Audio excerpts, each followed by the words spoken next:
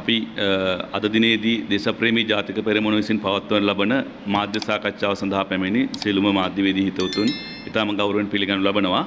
අද මාධ්‍ය සාකච්ඡාවේදී අපි අවධානය යොමු කරන්න කැමති අපේ රටේ මේ වෙලාවට උද්ගතව තිබෙන ආර්ථික සහ දේශපාලන අර්බුදයේ යම් යම් පැතිකඩවල් ගණනාවක් සම්බන්ධයෙන් අපේ ස්ථාවරය ප්‍රකාශයට පත් කරන්න.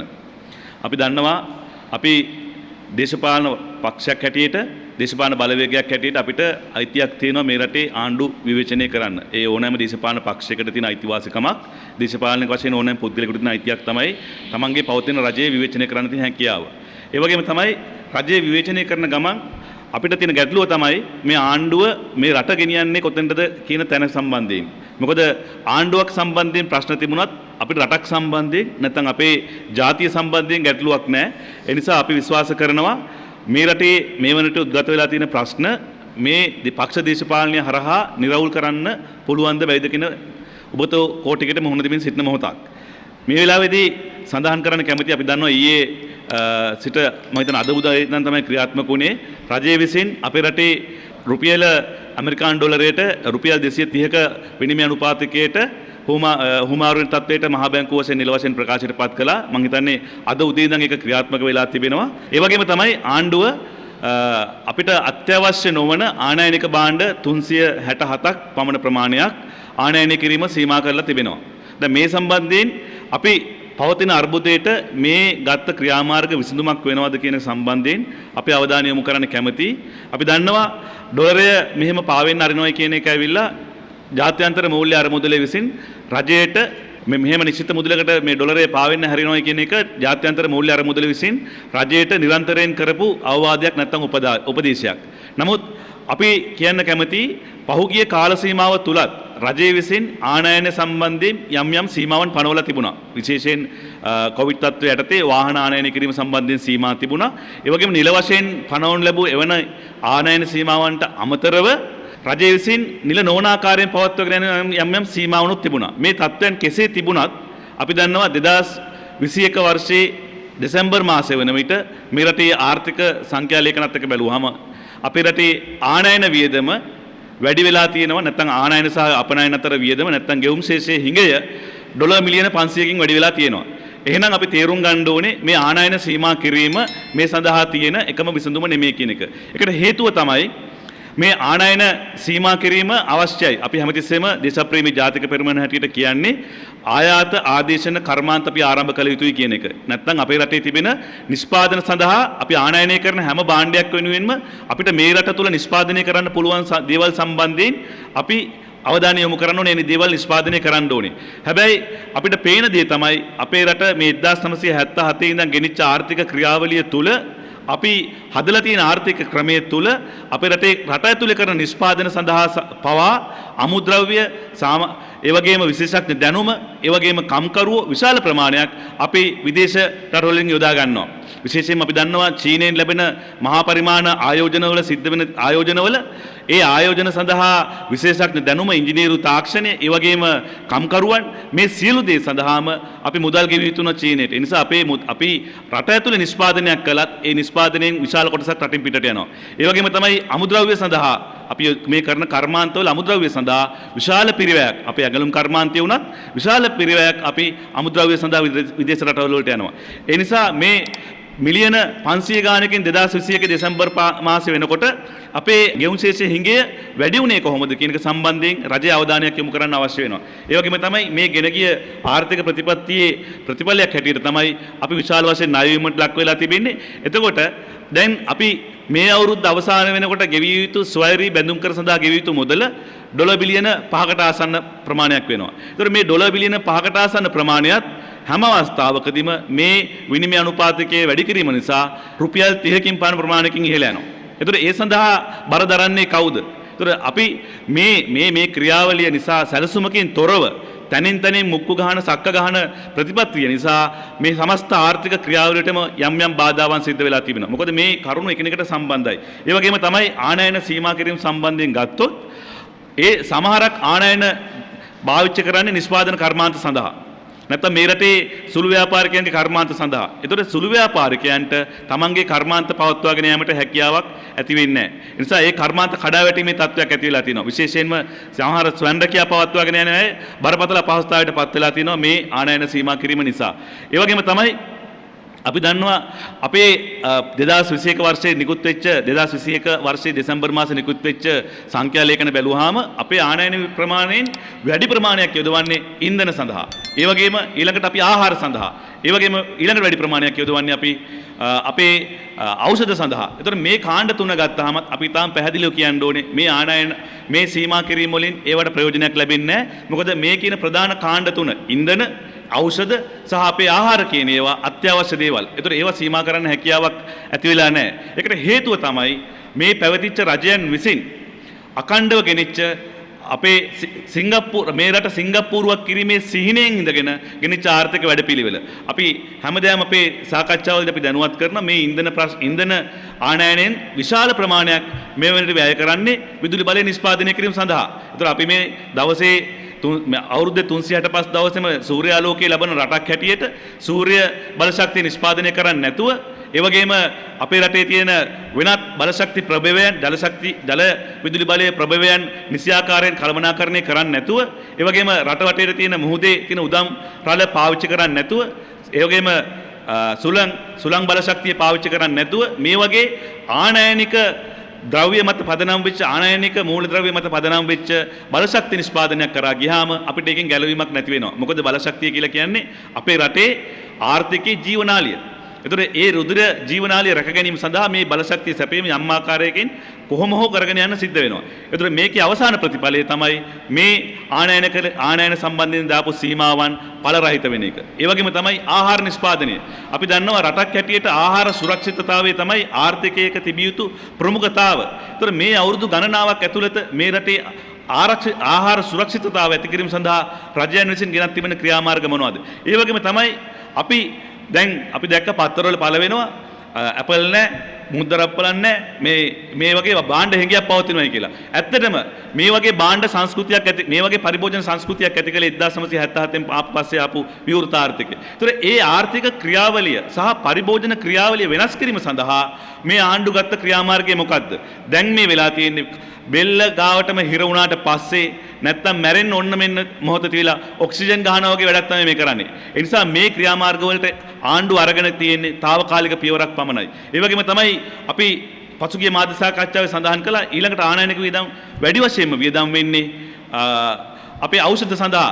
අපි හැමදාම මතක් කරන දේ තමයි අපේ දේශීය වෙදකම තියෙද්දි මේ ඖෂධ විශාල වශයෙන් අපි දැක්කා ඖෂධ පිළිබඳ රාජ්‍ය අමාත්‍ය චන්න ජයසුමන මහත්තයා කියනවා දැන් ඩොලර් එකේ ඉහළ යාමත් සමග ඖෂධ සඳහා තිබෙන මිලත් ඉහළ දැමිය යුතු තත්ත්වයක් උද්ගත වෙලා තියෙනවා කියලා. ඒ වගේම තමයි යෝ ප්‍රකාශ කරනවා යම් අවස්ථාවල මේ ඩොලරය ඉහළ යාම නිසා මිල වැඩි කිරීමේ අපේක්ෂාවෙන් ඖෂධ වෙළඳාමේ යෙදෙන පුද්ගලයන් විසින් ඖෂධ සංගවාගෙන සිටින්න හැකියාවක් ඇති වෙලා තියෙනවා කියන එක. ඒතර මේ තත්ත්වය ඇති වෙන්න හේතුව මොකද්ද? අපි දන්නවා අපේ රටේ මේ උණක් හෙම්බිරිස්සාවක් හැදුනත් පැරසිටමෝල් එකකට යන තත්ත්වයට රටපත් වෙලා තියෙනවා. ඒතර මේ වගේ රට ඇතුලේ අපේ දේශීය වෙදකම හරහා කරගන්න හැකියාව තියෙද්දි ඒ වගේ වැඩපිළිවෙලකට රජය ගිහිල්ලා නැහැ. ඒ නිසා මේ රජයක් විසින් අපි බලාපොරොත්තු වෙන්නේ විශේෂයෙන්ම ජාතිකවාදී බලවේග විසින් බලයට පත් කරපු මේ ආණ්ඩුව තුලින් අපි බලාපොරොත්තු වෙන්නේ ආණ්ඩුව මේ රට නිසිමකට ගෙන යාම සඳහා පියවර ගනී කියන එක. මේ ඇති වෙන සියලු ප්‍රශ්න වලට විසඳුම් ගෝඨාභය රාජපක්ෂගේ රජයෙන් ලබා දෙයි කියලා අපිට බලාපොරොත්තුවක් තිබුණෙත් නැහැ. අපි එහෙම බලාපොරොත්තු වෙන්නෙත් නැහැ. හැබැයි ඒ දිශානතියට ගමන් කිරීම අවශ්‍ය වුණා. හැබැයි මේ අවුරුදු 3 තුලම ආණ්ඩුව එවැනි නිවැරදි ක්‍රියාමාර්ගයක් ගැනීම සඳහා කිසිම ක්‍රියාමාර්ගයක් ගත්තේ නැහැ. ඊළඟට අපිට දැන් ඊළඟට ප්‍රශ්නේ තමයි මේ අවුරුද්ද අවසාන වෙනකොට ඩොලර් බිලියන 5ක මුදලක් අපි අනිවාර්ය වශයෙන්ම ස්වෛරී බැඳුම් කර සඳහා ගෙවිය යුතුයි. මේ අවුරුද්දේ ජනවාරි මාසයේ තිබුණ මිලියන 500ක් ගෙවන ඒක ආණ්ඩුව කොහොම හරි ගෙවුවා. දැන් මේ ප්‍රශ්නේ සම්බන්ධයෙන් ඇහුවාම බැසිල් රාජපක්ෂ මුදල් අමාත්‍යවරයාගෙනුත් ඒ වගේ මහා බැංකුවේ අධිපති අජිත් නිවාඩ් කබ්‍රාල්ගෙනුත් ඇහුවාම කියන්නේ අපි එක් කරලා පෙන්නන්න.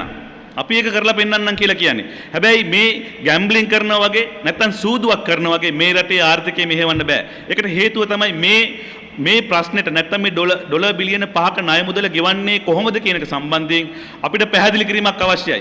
ජනතාව දැනගන්න ඕනේ මේ මුදල් කොහොමද අපි උපයගන්නේ කියන කාරණේ. ඒ වගේම තමයි ඉන්ධන ගෙන්වීම සඳහා ප්‍රශ්නයක් නැහැ. අපි කොහොම හරි ඉන්ධන ගෙන්න ගන්නවා කියලා කියනකොට ඒ ගෙන්නන්නේ කොහොමද කියන එක දැනගැනීමේ අයිතියක් මේ රටේ ජනතාවට තියෙනවා. මොකද මේ රටේ මූල්‍ය පාලනය පිළිබඳව වගකීම තියෙන්නේ අවසාන පාලන අධිකාරියට ක්‍රියාත්මක වෙන්නේ මේ රටේ පාර්ලිමේන්තුව. ඒතර මේ පාර්ලිමේන්තුවේ මන්ත්‍රීවරු හරහා ජනතාවට තියෙන අයිතිය දැනගන්න මේ මුදල් කොහොමද සම්පාදනය කරන්න කියලා. ඒ වගේම තමයි අපි කනගාටුවට කාරණේ තමයි මේ ආණ්ඩුව නිරන්තරයෙන් කරන දේ තමයි කොහොම හරි මුදල් අච්චු ගන්නවා. කොහොම හරි මුදල් අච්චු ගහලා ඉවර වෙලා මේ ප්‍රශ්නට උත්තර හොයන්න උත්සාහ කරනවා. ඒ වගේම තමයි නැත්තම් අපිට මේ රජයට හිතවත් නැත්නම් අපිව බිලිවැය ගැනීම සඳහා සූදානම් වෙලා ඉන්න ඉන්දියාව වගේ චීන වගේ රටකට ගිහිල්ලා කොහොම හරි හිඟා කාලේ ඉවරලා සල්ලි ටිකක් අරගෙන එනවා. දැන් මේ රටේ ජනතාව තේරුම් ගන්න ඕනේ ඉන්ධන පොලට ගිහිල්ලා තෙල් ගැහුවට සුපර් මාකට් එකට ගිහිල්ලා ගන්නකොට හාල් ටික තිබුණට එහෙම නැත්නම් මේ ඇපල් මුද්දරප්පලන් තිබුණට මේ රටේ ආර්ථික ප්‍රශ්න විසඳිලා නැහැ. අපි කොහෙන් හරි කමන්නේ නැහැ සුපර් මාකට් එකට බඩු වෙනවනම් සුපර් මාකට් එකේ චොකලට් ටික තියෙනවනම් තෙල් දහන්න තියෙනවනම් එහෙම උණයි කියලා වෙළඳපොලේ භාණ්ඩ තිබුණයි කියන එක මත අපි මේ රට ආර්ථික ගමන නිවැරදුණයි කියලා තීරණය කරන්න බෑ. මොකද ඒකට හේතුව තමයි අපි නිෂ්පාදන ක්‍රියාවලියකට යන්නේ නැතුව අනුන්ගෙන් ණයට ගත්ත මුදල් වලින් කාලා තමයි ජොලි කරන්නේ. අපි දන්නවා පහුගිය කාලේ අපේ රටේ ප්‍රශ්නයක් තිබුණා සමහරක් ආයතන බැංකුව විසින් ණය දුන්නාම ඒ ණය මුදල් දෙන්නේ ගොවිතැන කරන්න එහෙම නැත්නම් ගෙදර හදාගන්න. හැබැයි අපේ මිනිස්සු කරපු වැඩේ තමයි ඒ ණය ටික අරගෙන උත්සව සාද දැම්මා. අවසානයේදී ආදායම් මාර්ගය අවේර වුණා.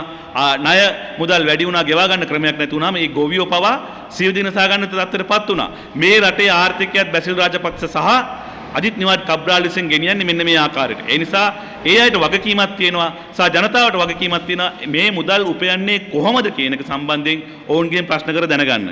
ඊළඟට මම අවධානය යොමු කරන්න කැමති ඊයේ පෙරේදා ඉඳන් ආපු අලුත් මාතෘකාවක් සර්වපාක්ෂික සමුළුව. සර්වපාක්ෂික සමුළුව කියලා අපි දැක්කා ජනාධිපතිවරයාත් අග්‍රාමාත්‍යවරයාත් එකඟ වෙලා තියෙනවා ශ්‍රී ලංකා නිදහස් පක්ෂයේ මෛත්‍රීපාල සිරිසේන සහ ඔවුන්ගේ කණ්ඩායමත් එක්ක පැවතිච්ච සාකච්ඡාවේදී මේ මාසයේ අගට සර්වපාක්ෂික සමුළුවක් ඇඳවන්න මේ රටේ තියෙන ආර්ථික අර්බුදය විසඳන්න. දැන් මේ ආර්ථික අර්බුදය විසඳීම සඳහා කියලා මේ ආණ්ඩුව තුලම හිටපු කණ්ඩායමක් අපි එකඟ වුණත් නොවුණත් විමල් විරවංශ ගම්මන්පිල අමාත්‍යවරු කණ්ඩායමක් දැන් මේ සුමානකට ඉස්සෙල්ලා වැඩපිළිවෙලක් ඉදිරිපත් කළා. ඒ ආණ්ඩුව ගොඩනැගීම සඳහා යම්කිසි දායකත්වයක් දක්වපු කණ්ඩායමක්. මූලික දායකත්වයක් දක්වපු කණ්ඩායමක්. ඒතකොට ඒ කණ්ඩායමේ ඉදිරිපත් කරපු යෝජනාවලිය සම්පූර්ණයෙන් කුණු කූඩේට දාලා ඉවර වෙලා හදිස්සියේ සර්වපාක්ෂික සමුළුවක් පිහිටවීම සඳහා ආණ්ඩුවේ උමනාව මොකද්ද? සර්වපාක්ෂික සමුළුවක් ඇති කරන්න බලාපොරොත්තු වෙන්නේ ඇයි? අපිට ඉතා පැහැදිලිව කියන්නේ තමයි මේ ඇවිල්ලා ජාත්‍යන්තරය සහ ඉන්දියාව විසින් අපි මත බලයෙන් පටවපු ඒ වගේම තමයි ඒ උමනාව මත වැඩ කරන බැසිල් රාජපක්ෂ මුදල් අමාත්‍යවරයා ප්‍රමුඛ කණ්ඩායමේ උමනාවක්. දැන් මේ සර්වපාක්ෂික සමුළුවකට ගිහිල්ලා මේගොල්ලන්ට මේ ප්‍රශ්න විසඳන්න පුළුවන්ද? මේක මේ සර්වපාක්ෂික සමුළුව කියන කතාව නැත්තම් මේ සර්වපාක්ෂික සමුළුව තුලින් බිහි වෙන ජාතික ආණ්ඩුව කියන එක ගත්තාම අපිට මතක් වෙන්නේ ආණ්ඩි 7 දෙනාගේ කැඳහැලිය. අවුරුදු 70ක් තිස්සේ විශේෂයෙන් 78 ඉඳන් මේ රටේ ප්‍රතිපත්තියක් නැති ගමනකට ගිය මිනිස්සු විවිධ කණ්ඩායම් වශයෙන් ඉඳලා මේ රට අරාජික කරපු ආර්ථික වශයෙන් පීඩාවට පත් කරපු දේශපාලන වශයෙන් නන්නත්තර කරපු ජාත්‍යන්තර වශයෙන් චීනට ඉන්දියාවට සහ ජිනීවා වලට පාවා දීපු කණ්ඩායමක් එකතු වෙලා දැන් මේ රටේ ආර්ථිකයට සම්මුතියක් ඇති කරන්න උත්සාහ කරනවා. දැන් මේ එකතු වෙන පක්ෂ දේශපාලන පක්ෂ කණ්ඩායම් සහ මේ മന്ത്രിවරු ඇමතිවරු සහ හිටපු ඇමතිවරු අග්‍රාමාත්‍යවරු සියලු දෙනාම හිස් අතින් ඇවිල්ලා තමයි මේ කැඳ හැලියට කැඳ දාන්න හදන්නේ. මේගොල්ලන්ට මේ ආර්ථික ක්‍රියාවලිය ගොඩනැගීම සඳහා ඉදිරිපත් කරන්න එකතු කරන්න තව මොනවද ඉතුරු වෙලා තියෙන්නේ? රනිල් වික්‍රමසිංහ මහත්තයා ආණ්ඩු කරලා තියෙනවා. ඒ වගේම ගෝඨාභය රාජපක්ෂ මහත්තයා ආණ්ඩු කරලා තියෙනවා. මෛත්‍රීපාල සිරිසේන මහත්තයා අවුරුදු 5ක් ආණ්ඩු කරලා තියෙනවා. ඊළඟට විමල් විරවංශලා ගම්මන්පිල මේ ආණ්ඩුවේ ඉඳලා තියෙනවා. 43 වෙනි බලකාන් චම්පිකරණෝ කළ මේ ආණ්ඩුවේ සහ ගිය ආණ්ඩුවේ කොටස්කරු එක වෙලා ඉඳලා තියෙනවා. මේ අවුරුදු ගානාවක් තිස්සේ කරන්න බැරි වෙච්ච දේ මේ සර්වපාක්ෂික සමුළුවක් කරා ඕන් ඉටු කරන්නේ කොහොමද කියන එක අපිට ප්‍රශ්නයක්. අපිට මේක පිටිපස්සේ තියෙන කුමන්ත්‍රණය ඊට වඩා හොඳට පැහැදිලිව පේනවා. මේකේ කුමන්ත්‍රණය මොකද්ද? මේ සර්වපාක්ෂික සමුළුව ඔස්සේ මේගොල්ලෝ බලාපොරොත්තු වෙන දේ තමයි ජාතික ආණ්ඩුවකට යන්න. මොකද මේ ආණ්ඩු ක්‍රම ව්‍යවස්ථාවේ ප්‍රතිපාදන තියෙනවා ජාතික ආණ්ඩුවක් නිර්මාණය කිරීම තුළ අමාත්‍ය මණ්ඩල සංඛ්‍යාව වැඩි කරන්න පුළුවන් කියලා. ඒතර අමාත්‍ය මණ්ඩලය වැඩි කරලා ඉවර වෙලා එක එක ඇමතිවරුන්ට වරදාන වරප්‍රසාද දීලා ආණ්ඩුවේ ජනප්‍රියතාවය ගිලිහීම තුළ ආණ්ඩුවෙන් බැහැර වෙලා යන මේ ගිලන නැවෙන් පයින් മന്ത്രിවරු රඳවා ගැනීම සඳහා යොදන එක ව්‍යාපෘතියක් තමයි මේක. මේ කියන සර්වපාක්ෂික සමුළුව. අපි ඉතිහාසයේ පුරා ප්‍රේමදාස ජනාධිපතිවරයාගේ කාලේ නම් මේ සර්වපාක්ෂික සමුළු කියන එක දැක්කා. මේවා හුදු කතා සාප්පු. මේවෙන් කරන වැඩක් වෙන්නේ නැහැ. අපිට තාම විශ්වාසයි මේ හිස් දේශපාලඥයන්ට රට වෙනුවෙන් එකතු වෙලාවත් කරන්න පුළුවන් දෙයක් නැහැ කියන එක. ඒ වගේම තමයි අපි දන්නවා බැසිල් රාජපක්ෂ මුදල් ඇමතිවරයාට පොරොන්දු වෙලා තියෙනවා ඉන්දියාවෙන් ඩොලර් බිලියනයක නැත්නම් ඩොලර් මිලියන 1000ක ලයින් ඔෆ් ක්‍රෙඩිට් එකක් දෙන්න. මේකෙන් කරන්නේ මොකද්ද? මේකෙන් බලාපොරොත්තු වෙච්ච දේ තමයි ඉන්දියාවේ නිෂ්පාදනය කරන යම් යම් භාණ්ඩ ප්‍රමාණයක් ඒ මුදලට සමාන විදිහට ලංකාවට එන එක. එක පැත්තකින් අපි සාගතෙන් පෙලිපෙලි භාණ්ඩ නැතුව වේලෙනකොට ඉන්දියාව හදාගත්තා ඉන්දියාවේ කර්මාන්තකරුවන්ට ඉන්දියාවේ නිෂ්පාදන සඳහා වෙළඳපළක් ලංකාවේ ඇති කරන්න. හැබැයි ඒ මිලියන 1000ක් අපිට දෙන්නේ නැහැ. ඒක පෙන්න තොරම්බල් කර ඒක පෙන්න කේවල් කර අපිට විවිධ කොන්දේසි දානවා. දැන් මේ වෙලාවේ ඉන්දියාව අතරරන් තියෙන කොන්දේසිය තමයි 13 වෙනි සංශෝධනය සම්පූර්ණයෙන් ක්‍රියාත්මක කරන්න පොලිස් බලතල ඉඩම් බලතල ක්‍රියාත්මක කරන්න කියන එක. ඒ වගේම තමයි පළාත් සභා මැතිවරණය තියන්න කියන එක. දැන් මේ වැඩේට තමයි සර්වපාක්ෂික සමුළුව තියලා ලෑස්ති වෙන්නේ. ඒ කියන්නේ ඉන්දියාව පෙනවීම සඳහා මේකේ තියෙන බරපතලකම තමයි අපි රණවිරුව බේරගත්ත මේ මාතෘ භූමියේ ඒකීයභාවය රැකගත්ත රණවිරුසුන් බේරගත්ත ඒකීයභාවය මේ හරහා නැති වෙනවා. මොකද පළාත් සභා සම්බන්ධයෙන් ඒ වගේම පළාත් මැතිවරණ සම්පැවැත්වීමෙන් ඒ වගේම පළාත් සභා වලට පොලිස් සහ ඉඩම් බලතල දුන්නට පස්සේ අපිට ආයේ මේ පළාත් සභාව රඳව ගන්න හැකියාවක් නැති වෙනවා. ඊළඟට ඉන්දියාවේ තියෙන ලොකුම බලපෑම තමයි මේ ආණ්ඩු ක්‍රම ව්‍යවස්ථාව තුළ තියෙන සමගාමී ලයිස්තු ඉවත් කරන එක. සමගාමී ලයිස්තු ඉවත් කරපු ගමන් ආණ්ඩුවට මධ්‍යම රජයට පළාත් සභාව සම්බන්ධයෙන් මැදිහත් වීමට තියෙන හැකියාව නැති වෙනවා. ඒකෙන් සිද්ධ වෙන දේ තමයි පළාත් සභාව වලට වෙනම ලයිස්තුවකුත් මධ්‍යම ආණ්ඩුවට තවත් ලයිස්තුවකුත් වෙනම පරිදින් දෙකක් නැත්නම් වෙනම ස්ථාවරයන් ස්ථාර දෙකක් නිර්මාණය වෙනවා. ඒක තමයි ලෝකයේ තියෙන සම්භාව්‍ය ෆෙඩරල් ක්‍රමයක් තුළ දකින්න ලැබෙන විශිෂ්ටතම ලක්ෂණය.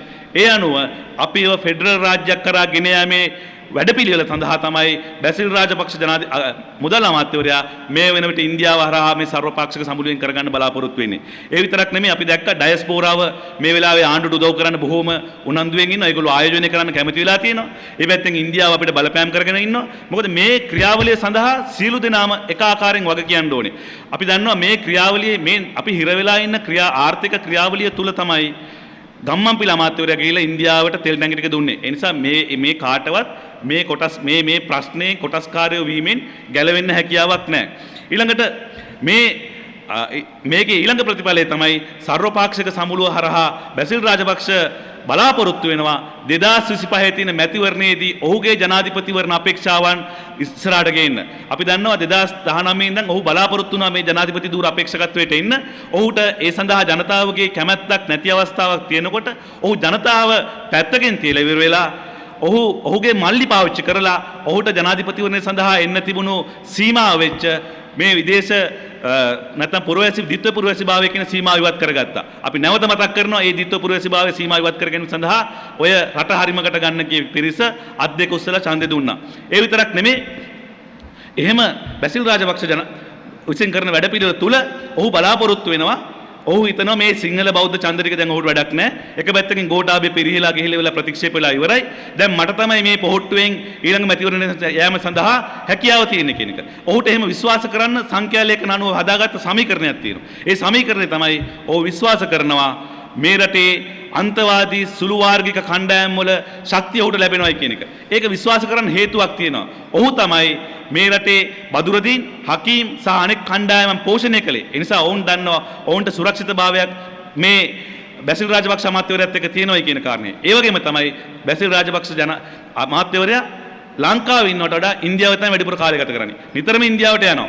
ඒ ගිලා ආරක්ෂක ලේකම්වරු හම්බ වෙනවා. ඒ ඉන්න අනිත් අය හම්බ වෙනවා. ඒ වගේම තමයි ඔහු විසින් ඊටාම මැනවින් මිලින්ද මරුගොඩ තානාපතිවරයා ස්ථානගත කරලා තියෙනවා. ඒතර ඔහු විශාල කාර්යභාරයක් බැසිල් රාජපක්ෂ වෙනුවෙන් හිඳන් කරනවා.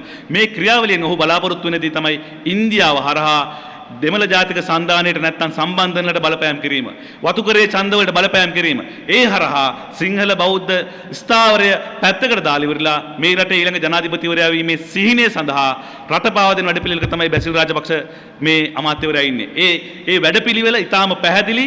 ඒක සඳහා මුක්කු ගැසීම තමයි ශ්‍රී ලංකා නිදහස් පක්ෂයත් එකතු වෙලා තියෙන්නේ. අපිට කනගාටුවකට තියෙන්නේ එදා 1987 දී මව්බිම සුරකීමේ ව්‍යාපාරයට එකතු වෙලා පළාත් සභාව වර්ජනය කරලා පළාත් සභාව වෙනුවෙන් තමන්ගේ ජීවිතය පරිත්‍යාග කළ සටන් කරපු සිරිමාව බණ්ඩාරනායක ඇතුළු ශ්‍රී ලංකා නිදහස් පක්ෂයේ ප්‍රගතිශීලී කණ්ඩායම පාවා දීලා ඉවරලා කොහොම හරි තමන්ගේ බලය රැක ගැනීම සඳහා පළාත් සභාව ඕනේ, පළාත් සභාව මැතිවරණ තියන්න ඕනේ කියන තැනට ශ්‍රී ලංකා නිදහස් පක්ෂයටපත් වෙලා තියෙනවා. ඒ නිසා අපි ජනතාවගෙන් ඉල්ලා සිටිනවා, මේ රටේ භික්ෂුන් වහන්සේලාගෙන් ඉල්ලා සිටිනවා මේ ආර්ථික අර්බුදය මේ ආර්ථික අර්බුදය මේ දේශපාලන ව්‍යාපෘතිය සඳහා බැසිල් රාජපක්ෂට තමන්ගේ බලය ලබා ගැනීම සඳහා නිර්මාණය කරපු එකක්.